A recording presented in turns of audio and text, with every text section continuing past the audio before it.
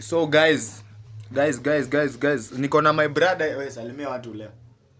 Huyo ongeagi sana. So leo I have an issue. So ninasomea shule, of course kama unataka kujoin just inbox. Sasa wacha nikuambie sasa ka story hivi kidogo. So mimi niko na complaints na ma lecturer. Acha nikuambie kitu. Tunajua uliibia mtihani hadi wewe ndio ukue lecturer. Usitubebe kama matako yako. Najua uliibia mtihani. Najua. So mbona nikifanya tukai kando yangu? Ninakaa mwizi wa mtihani mimi. Mimi sikai mwizi wa mtihani.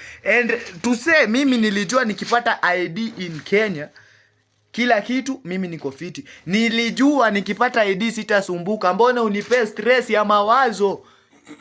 Sitaki kufanya soup. Wewe unakaa tu kando yangu time exam. Unanisearch kama niko na simu. Usa kama ni najua ulibia mtihani wewe lecturer. Sasa mbona utaki mimi nifanye mtihani ukae mbele yangu ati do not copy?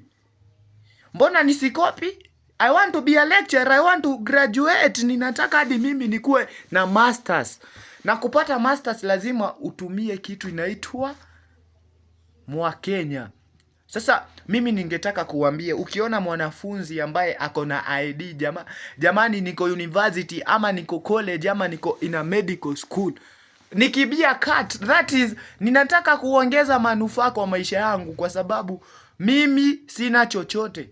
Kwa hivyo lecturer, ningetaka kukuambia sitaki kufanya soup.